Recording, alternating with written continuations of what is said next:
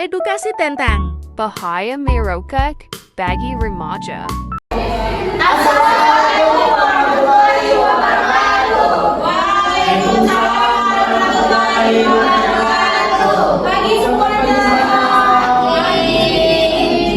Gimana kabar kalian pada pagi hari ini?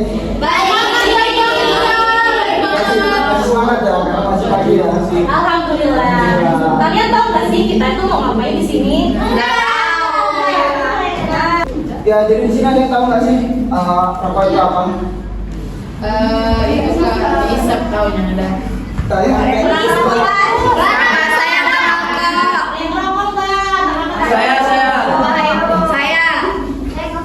Apa? Ya, jadi rokok itu sebetulnya ada penjelasan singkatnya, yaitu adalah sebuah benda silinder yang berukuran 70 sampai 120 mm yang berdiameter 10 mm, yang di dalamnya itu ada catahan tembakau yang tujuannya dibuat itu untuk dibakar dan dihisap melalui mulut. Jadi untuk pembahasan bahaya merokok ini akan disampaikan oleh rekan-rekan kita, yaitu ada Saya Hartini, saya Soifah Almadania, saya Alfaheta, dan saya Sufi Abdulza. Saya Alfaheta Fadila. Dan saya Mardani Kurniawan. Langsung saja Masuk ke pembahasan lebih lanjut soal bahaya merokok. yang akan disampaikan oleh Soifah. Halo teman-teman. Di sini ada yang pernah merokok nggak? Ya. Kalian tahu nggak apa sih kandungan berbahaya di dalam rokok itu? Kalian tahu? Nggak ada ya? Ya, yang pertama itu ada nikotin. Ya, di sini ya. Nikotin itu kandungan berbahaya yang memiliki rasa candu atau efek yang menenangkan. Bahayanya nikotin ketika masuk ke dalam tubuh kita itu dapat meningkatkan tekanan darah. Kedua ada meningkatkan denyut jantung. Ketiga dapat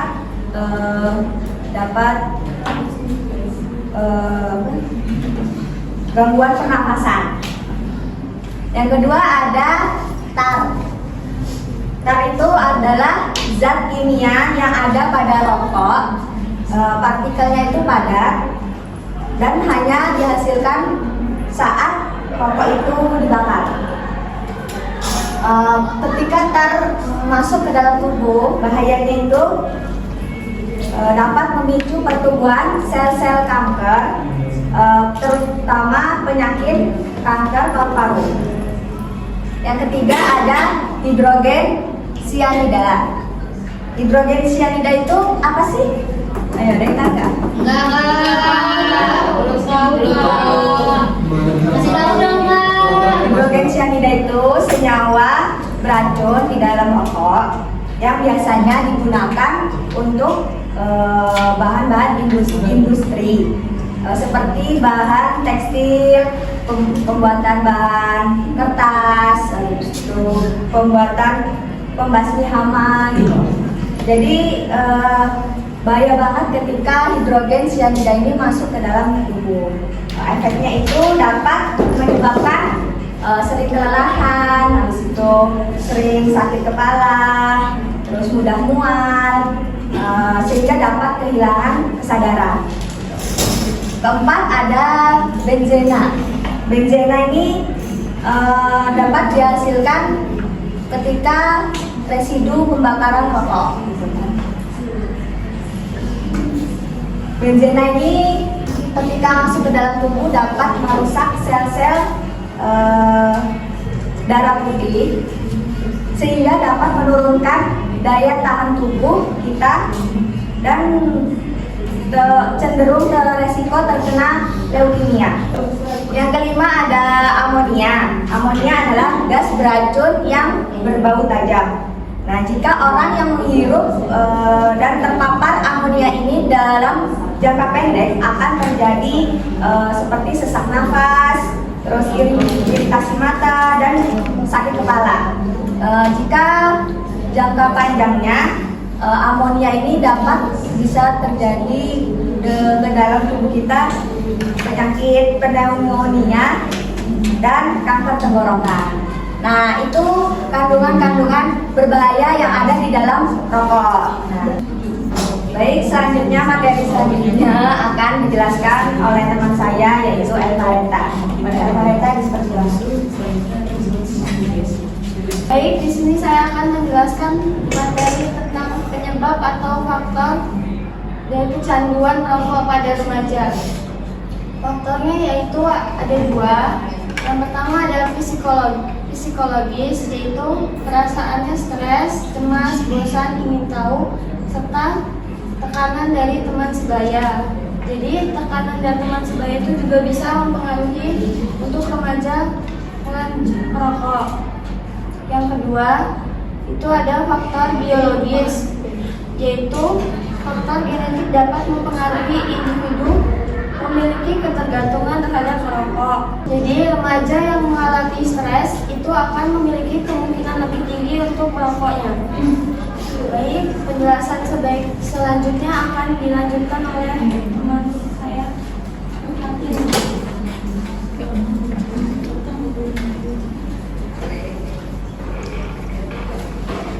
Oke, selanjutnya dampak merokok bagi kesehatan tubuh.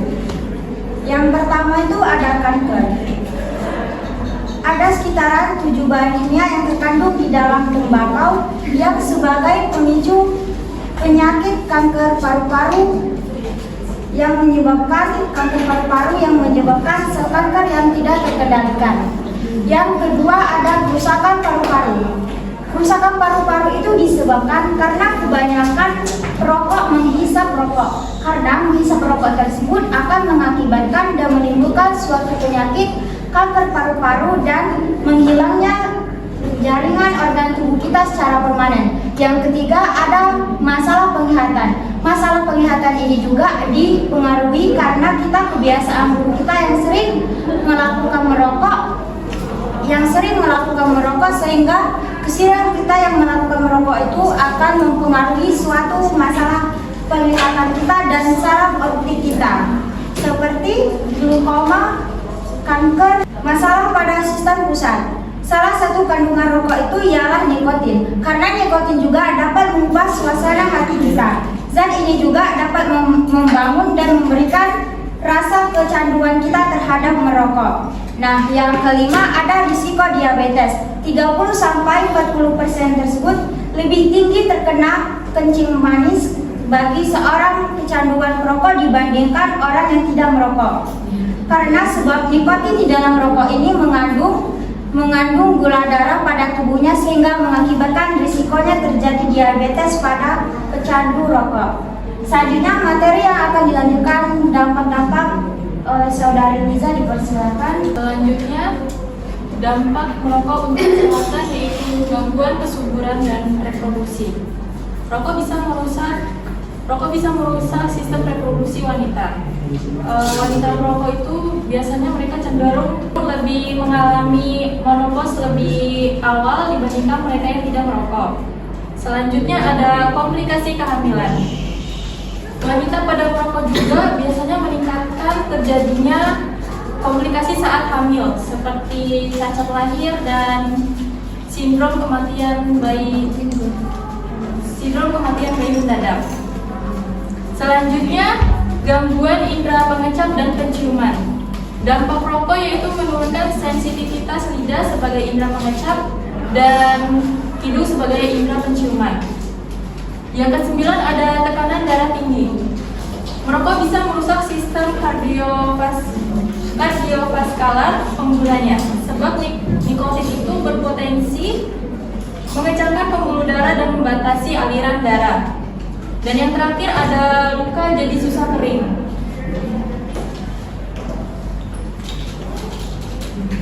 Orang yang kecanduan nikotin menyebabkan darah pada tubuh jadi mengencang. Hal ini bisa menurunkan suplai nutrisi ke area tubuh yang terkena luka. Oleh sebab itu, orang yang merokok ketika luka itu susah untuk sembuhnya. Sekian dari saya. Pembahasan selanjutnya akan dilanjutkan oleh Saudara Madani. Baiklah, di sini saya akan melanjutkan pembahasan dari saudari Siti Nurliza, yaitu ada cara mencegah tidak merokok. Yang pertama yaitu ada edukasi dan kesadaran diri. Edukasi itu contohnya seperti kita mengedukasi agar orang itu tahu bagaimana cara mencegah atau bagaimana cara berhenti dan tahu dampaknya itu seperti apa yang sudah dijelaskan oleh beberapa rekan saya. Dan kesadaran diri. Nah, kesadaran diri itu seperti kita tuh harus emang sadar gitu loh bahwa merokok itu tidak baik dan juga untuk kesehatan itu kurang bagus gitu. Terus juga sangat-sangat mempengaruhi gitu dari diri kita sendiri untuk tidak merokok ataupun mencegahnya. Terus untuk yang selanjutnya itu lingkungan serta dukungan sosial. Lingkungan juga mempengaruhi dari mencegah merokok, dan lingkungan sosial juga sangat-sangat mempengaruhi dari mencegah diri kita untuk tidak merokok.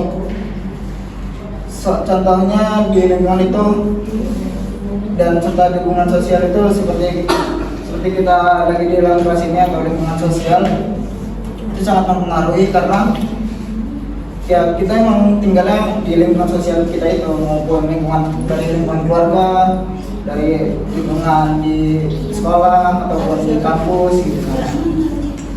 Terus kalau dukungan sosial itu kita juga harus seperti dari lingkungan sosial kita tuh mendukung gitu loh, agar mencegah tidak merokok ataupun untuk berhenti merokok. Mungkin sekian saja pembahasan yang bisa saya jelaskan. Selanjutnya pembahasan akan dilanjutkan oleh saudari Trifani. Terima kasih kepada rekan saya yang telah menjelaskan materi. Saya akan melanjutkan materinya. Selanjutnya ada peraturan dan kebijakan, yaitu dengan cara meningkatkan peraturan larangan merokok seperti memasang spanduk atau poster-poster larangan merokok di area-area tertentu di lingkungan masyarakat. Bisa juga dengan memberikan ruangan khusus untuk orang-orang yang merokok agar tidak di depan umum. Kebijakan pemerintah juga sangat penting dalam hal ini, yaitu dalam hal untuk mengatur porsi rokok yang dikonsumsi oleh masyarakat dengan cara meningkatkan pajak rokok. Selanjutnya ada alternatif sehat. Alternatif sehat itu dengan cara kita memulai kehidupan sehat seperti berolahraga, makan makanan yang bergizi, terus itu melakukan meditasi, melakukan kegiatan positif lainnya yang untuk menghindari kita merokok. Selanjutnya ada konseling dan dukungan medis, yaitu melakukan konseling bagi yang sudah kecanduan merokok, bisa melakukan konseling dan cek medis di rumah sakit terdekat untuk mengetahui kesehatan yang ada dalam pada dirinya. Bagaimana semuanya paham? Insyaallah.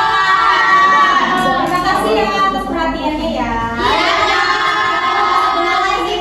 Sebelum ini berakhir, ikutin kita ya. Kita punya slogan. Slogannya gini, jauhi rokok dan memulai hidup sehat. Oke, bareng-bareng ya. Iya, Kak. 1, 2, 3. Jauhi rokok dan memulai hidup sehat. Terima kasih. Wassalamualaikum.